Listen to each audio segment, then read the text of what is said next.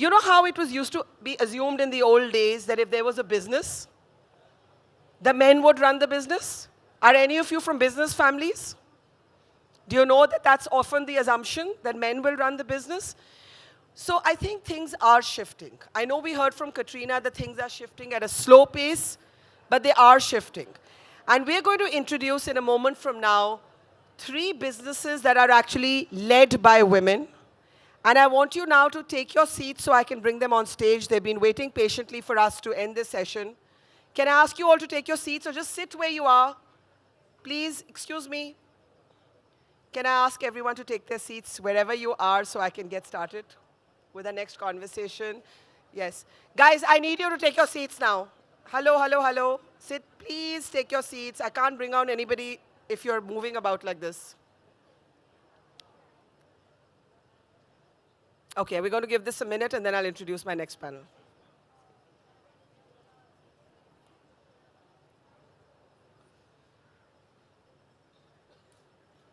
Guys, I'm going to have to request you now, if you're sitting somewhere, hold where you're sitting because we honestly can't wait for more than 30 seconds to get started.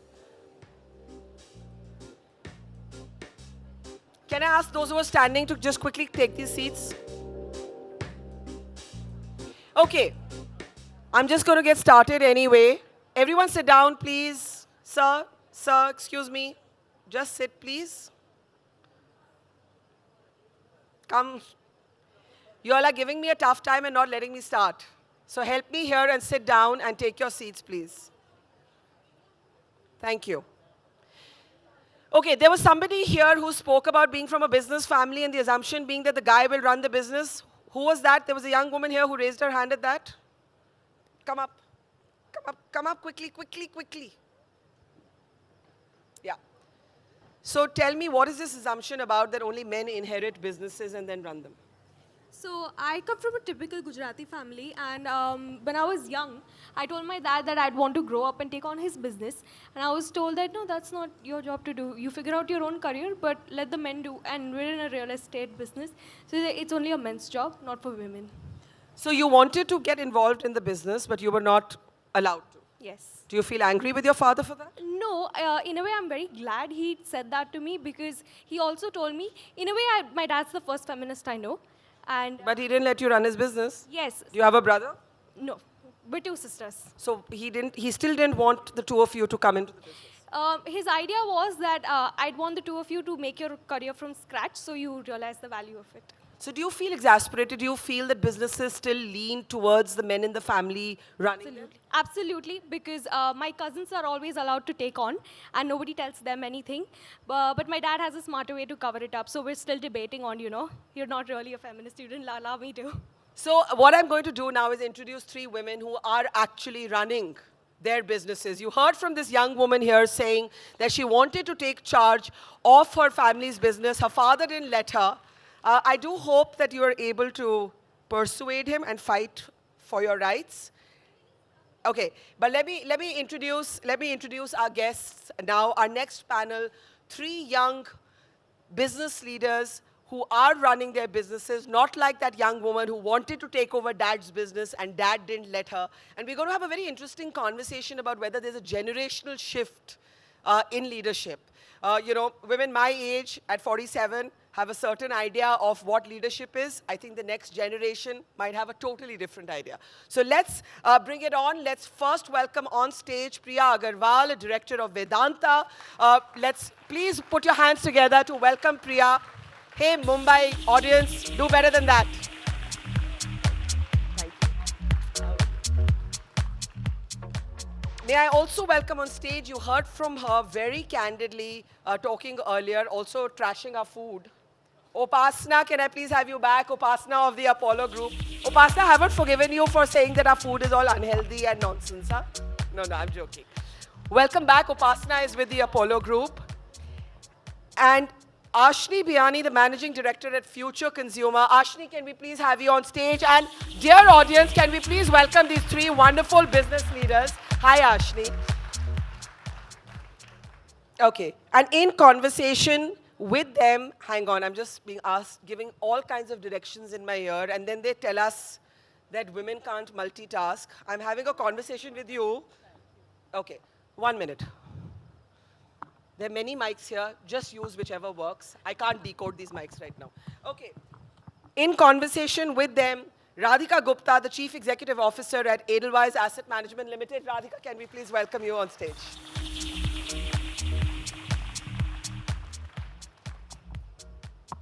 Good evening, all of you. I think we can try that again. Good evening.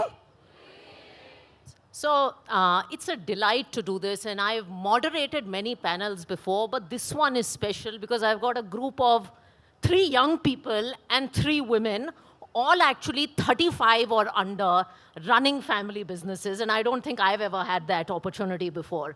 Now, I want to start with a very honest confession. I've thought of myself as a moderately successful person in the business world as a CEO, but my father is in the government services, and for all his life, he hasn't forgiven me because he wanted me to take the UPSC exam and join the Foreign Service. And I want to ask you guys the same question. You're all taking over family businesses. Truly, at the bottom of your heart, is this what you wanted to do? So, And be honest. I'll go. Honestly, the biggest challenge faced by, I think, I'm sure we've all gone through this, is the fact that we've always been labeled as XYZ's daughter, which was always really annoying because either you got into this college or because her father probably got her into the college. You're getting married to this man, he's probably getting married to you because of your father. You're doing, all your friends are your friends because of XYZ. So, with taking that into account, there was a time where you're thinking, you know what, I don't want to be a part of this. I want to do my own thing. I need to have my own name. I need to do something of my own and prove myself. I need to be known as Priya and not as XYZ's daughter. We need to step away from that. And when I was 16, I rebelled completely. I told my parents that, look, I have a immense passion for music and animals. My passion is to start an animal shelter, which I did. Without taking a penny from them, I wanted to do that. I started, it's called Yoda, it still runs and is doing well. And I just had to do something to make a difference and do something of my own. And my other ambition was to, just go and, become an international music artist somewhere and get away from all of this. One day, my dad is a very, very funny and tricky person. So one day I was watching TV, and it flashed in front of me that Priya Agarwal has become director of Kane Oil and Gas. Oh, I wow. had no idea this was happening. You had no idea? Neither did I have any clue about the business. And I was flipping out. I was like, what have you done, Dad? I don't even know what to do. He's like, just go, do it, just try it out. Why not? Just try it out. You've done, you're doing your own thing also. I've not stopped you from doing that, but just try this out too. And so for the first board meeting, I went pretty much clueless. These 50, 60-year-old men, head honchos around me, me nervous as hell. I reached there, and there's a lady who greets me, and she's like, we're all so excited that you're here, and we want to see the ideas that you bring to the table today. Because And you're like, I've just left a career in... daughter, you must, the kind of ideas you're going to bring to the table are going to be amazing. And I was like, look, thinking in my head, I know nothing.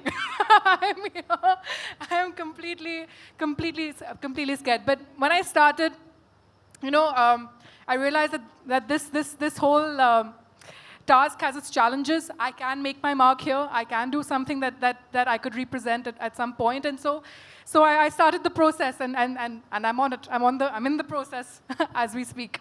So it was literally from music to metals and mining. I'm still not giving up music. One day, if I'm really frustrated, I'm ready to take the flight and leave. Upasana, what about you? So my story is a bit weird, but I'll go ahead and tell you. So I wanted to be like every young girl, who comes. I wanted to be a designer. I wanted to be in fashion. And then my grandfather came up to me so sweetly and said, of course, Ra, if you want to be in fashion, you can go ahead and design doctors' uniforms and nursing uniforms. And I looked at him sweetly saying, is this like a subtle slap on my face? And anyways, then I realized I was working in the wards. He said, just go around, do a round of the hospital. And suddenly, I saw this lady. She didn't know who I was. She came and she started, saying, please save my child, save my child. And then unfortunately, the child passed away. That day I realized that I have this huge background behind me, and it's a waste of a life if I don't use this background to give back to society. So today I'm very proud with my birth, okay, that I'm part of the Apollo family and I take care of the CSR of this group. And this is my calling, and I'm really happy to be in the place I am today. Anything else wouldn't have made me as happy as I am. That's lovely. Ashi, you started, I read an interview of yours where you said, I wasn't a management trainee at 25. I actually started at 10. Did you start at 10 because you wanted to start at 10, or were you put into it at 10? So I think my reality is very different. I think my father is very unique because he actually did not know the difference. He still doesn't know the difference between when work ends and when life begins. So for us, it's been a very seamless journey. I grew up literally on the backyards of stores. That has been my upbringing. I mean, they have been my friends. I've unpacked garments, hung them, I've set up stores. So I feel like that's the universe in which I belong. However, he never told me, or we were never told, this is what you're going to do. I think I went and studied design.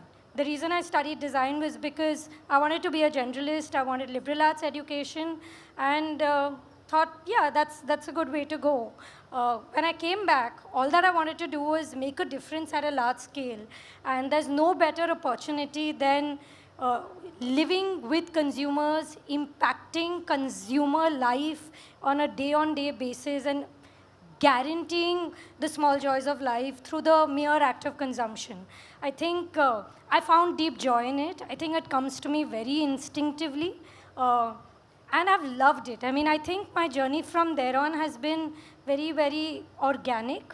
And you fight your way there, you know, and you earn your right. You find your place on the table, and you get going. I want to touch on what you said, which is that you fight your way there. You know, I'm a first generation woman in business, and I have to confess, for the longest time in my life, I felt that second generation children, children born into business families with the last name just had it easy. यार बाप का business है, जाके संभाल लो, क्या मेहनत तो करनी नहीं है, हम जैसे जो बाहर से आते हैं कितनी मेहनत करते हैं. I mean, that was what I grew up with. And I know that's not the case. I was talking to your husband, Priya, backstage. He says it's not been an easy life. I mean, how do you get taken seriously in the office? Just because you're a promoter's kid, can you say wear a red shirt and expect everyone to come and wear a red shirt in office the next day? So, frankly, I have two different viewpoints to this. One, a big problem is when you do enter the office, of course you're not taken seriously. One, of course, being that you're a promoter's daughter, and second, that you're a girl. So this is happening, you know, because it's supposed to happen. It's shosha. It's not really anything serious. That's usually the attitude when you just enter. Second, everyone around you becomes a yes man. So you know, someone asks you for an idea. It may be the worst idea in the world, but you're getting applauded for it. And you know, so the scope of learning just becomes, you know, it's sad because I want to learn. I want to learn from people who are senior to me. And I think that's something that our generation is going to bring into business. I hate hierarchy. I hate age difference, because when people older than me are calling me ma'am, or forget age, you know, people with so much more experience, I don't deserve to be called ma'am. I haven't done anything to deserve to be called ma'am. And it creates a Chinese wall between me and that person as well. And I think once we create an inclusive atmosphere in businesses now, ideas will flow, because the youth, the kind of ideas that they bring to the table are immense, and they're just scared of saying it. And small things like removing the words ma'am or sir maybe will make them speak up a little bit more. So I love people calling me by my first name. I like to be taught. I'm still in the learning process, and that's a big challenge for me, because I feel like nobody's ready to teach me the ways. People are, you know, except for my family members, of course, but there are people there who just are waiting for me to give ideas when I want to learn from them. Ashni, for you, I think you didn't do a business degree, and I think you're the first one in the family as a woman to enter the business? Yeah, I was the first woman to go out to college as well and not live in the family at home. So yeah, first in many kinds. But I think, in many ways, I feel like we doubt ourselves more than the world doubts us is also what I feel. And of course, they are your mirrors, they are your critiques. In fact, I had very strong criticism. And today, my critiques are my best friends because of them, because of hearing their voice, I think I've learned everything. I've learned on the job. I didn't go to business school, so I learned how to read a balance sheet. I learned how to run a business in an end-to-end way. But I thank my critiques for always, now that I look back at it, I thank them for being mean. I thank them for being nasty, because in a consumer business, actually, it's a little different. And maybe the culture at our organization is different. So I also think, actually, I had an advantage because I was a woman. I think in our organization, we refer to the customer as a she. And the customer is our goddess, is often what we believe, is often what we tell everyone, right? So I think women bring a very, very unique voice in a consumer-centric organization because the customer is a woman. So your empathy, your understanding of needs is far superior than men. So I think we, as women, will naturally flow in some of these. In fact, 70% of consumption decisions are made by women only. Absolutely. Yeah. So, Upasana, you've had it a little different because you were telling me, your mother, your aunts, everyone is effectively in the family business. She was telling me backstage that the women have kind of pushed the men out of the business. So what has that experience, and I've said that on camera, what has that experience of growing up with strong women been like? And has that made your journey easier compared to someone like her?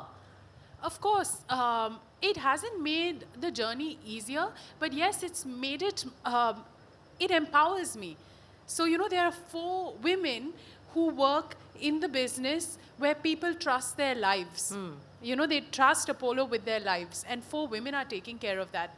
Nobody except my grandfather is a doctor in the family, just FYI. And now out of his 10 grandchildren, the youngest is studying medicine, and that's about it. Nobody else is.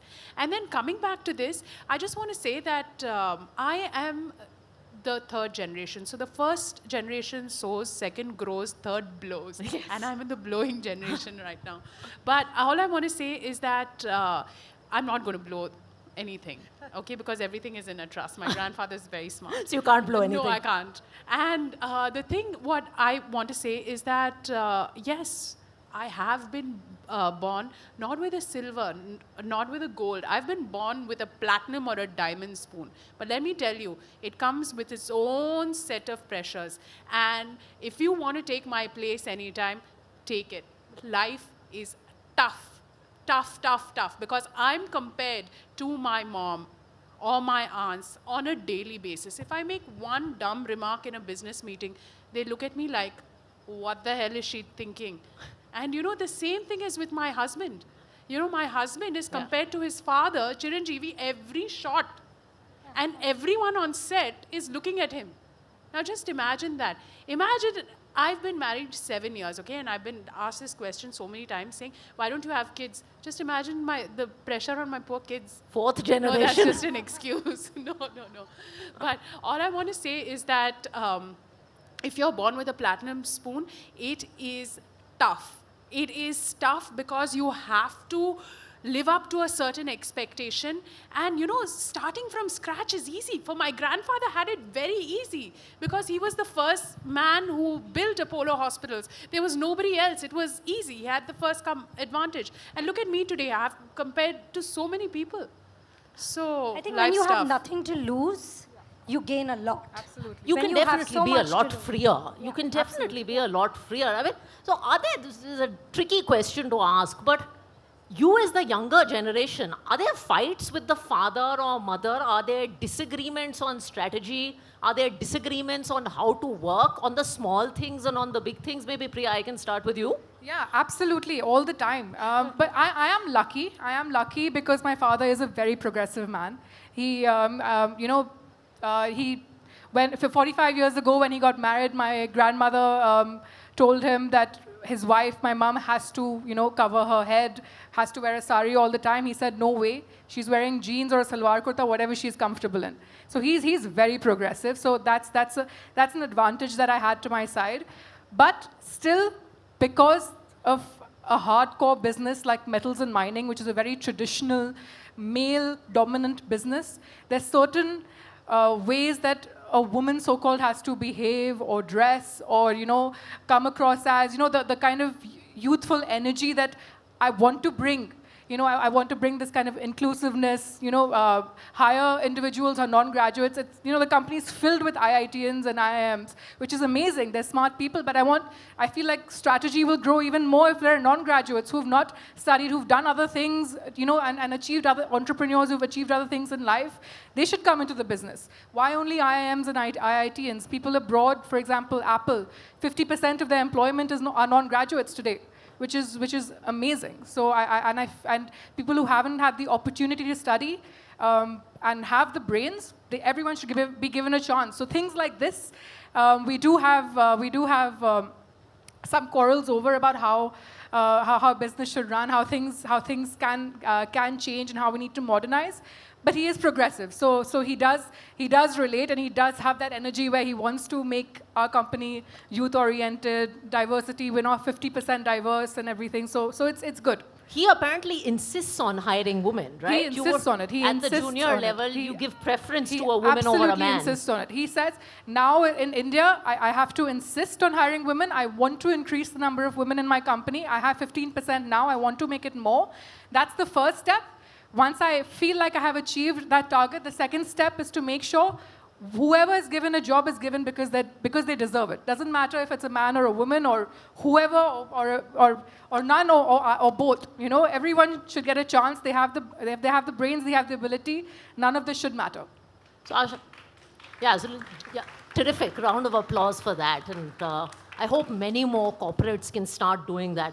Ashni, I'll ask you a controversial question on the same lines. What's the biggest disagreement or fight you've had with your father? About work. And then how did you solve it? I think we fight every day on every small thing, right? Every day? Yeah, if you're walking a store with him, we'll have a disagreement on the layout of the store, for example, right? So there are disagreements everywhere, every day. And that's what's important. Dissent is important. I think to have an equal voice on the table is important. And I think it doesn't matter who you are, how old you are, or what you wear. But if you do have a deserving voice, then you have a right on the table. Upasana, what about you? Disagreements with the mothers and aunts now. So mine is a unique story. It's not disagreement, but it's intelligent conversation. I'll tell you why. Because I get my way by saying, hey, mom, aunts, you're in your 50s and 60s, you're outdated, and half India's population is under 35, so listen to me. And they turn around and say, you know what, all the patients that come to us are over 35, so you listen to me. So that's how it is, and then we make our peace.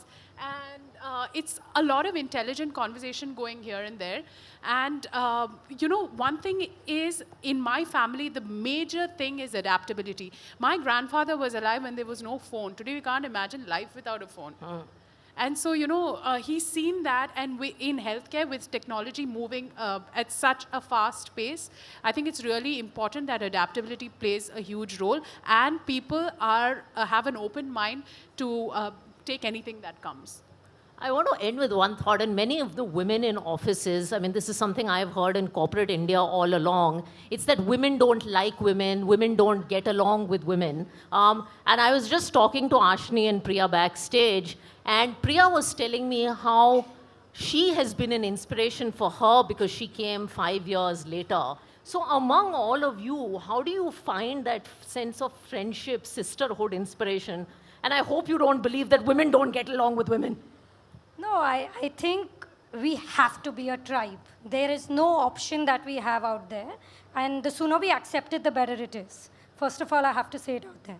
We have to lean into other women and make this work. We have to make it happen, whether it's at the workplace or whether it's at home. I think, to be very, very true, I would not have been able to do what I do without the help of both my mother and my mother-in-law. I think that's the genuine truth, and we need that support system. Let's admit it, let's face it, and let's embrace it. Yeah, let's celebrate it. Let's celebrate it. So why not do it, right? So I think it's so powerful to have family that is walking the same path, and we can exchange stories and do that. What about you, Priya? So completely agree with Ashni Bhabhi. She's my Bhabhi, and she's really an inspiration to me. And you should just see the way her and her husband are an inspiration to me and my husband, because they're so gender neutral. They're both so independent. They're both so amazing together. And the way she works, she says the most comfortable place in the world for her is her office. And the way she leads her team and how she is. I've just been watching her. My dad keeps saying ki Ashni ko dekho, what she's doing, and she, but so I completely agree that we need to all be each other's side. Healthy competition is also great, but we need to support each other for sure. And secondly, social media has made the world so much smaller. It's so easy to support now. For example, now, individuals who don't even come from the kind of background that we come from have started such amazing giving back initiatives. That young man who's going around in a truck picking up food that's been wasted and giving it to underprivileged people. I saw that online and I said, I have to help this guy. I have to connect with him. And if they can do these things, it's our responsibility. We have the power to make a change. So we have to help each other make a difference, and we can connect with each other on Facebook and other social media platforms as well. So it's great. It's great. Yeah. So I'm really sorry to be here, Radhika, and raining on your parade, but I have a quick last question for all three of you. What's the one thing you disagree with the previous generation of women on? Because I know that this is about a generational shift, so I just want quick last answers. I'll start with you, Ashni. I think I would disagree that we have to agree on everything. Well said. That's a good answer. Upasana? Treat us equal to men. I think that phase is gone, so treat us equally now. Upasana? I'm sorry, Priya? No, if we're talking about my mother, she's such a progressive woman. I'm completely on her side for both But do you things. think there's a generational shift There's in a how the definite- three of you, look at the question of leadership from, let's say, my generation, and I find myself locked into these battles with women who came before me, because every set of women has had to find a different battle. Right. Yeah. So of course, she says that, be careful, don't overshadow your spouse, you're a woman, be like a woman. So you don't agree with all that, I don't right? completely agree with those at all. Although Yes, we have I very know, preliminary but- battles. Yeah, we do. That we fight. And I remember the time when I used to be at the store standing from 8 in the morning till closure, my biggest issue in the store was having clean toilets, Yeah. actually. Yeah. And one of the first initiatives I took when I officially joined the business, so they say, was I created a mission of having clean washrooms in our stores. And I think it is a fundamental right for women who have to work outside home. Absolutely. It's so basic, but we do have to fight for that. So sometimes, forget the generational shift, we're Yeah. still fighting the basic stuff, Correct, right? correct. Well, thank you so much. I don't know if you heard. Can I bring that young woman who came on stage earlier? Can I bring you back? I just want to introduce you all to this young lady. When I was bringing you on stage, she said it was her dream to run her father's business, and he wouldn't let her. Do you think you're going to go back after hearing Priya, Upasana, Ashni, and Radhika and say something to your dad? Absolutely. I mean, now I have better things to tell. I mean, we're still debating on how and when I can get on. And I think now I can convince him better. So remember that Please it's not go for about... it. Yeah. Go for it. Go Don't for even it, think yeah. twice. Yeah. Sometimes we just have to fight, and it doesn't stop. We think things have got better, we think things have got equal, but the fight never ends. Priya, Upasana, Ashni, Radhika, thank you so much. And thank you. Good luck with everything.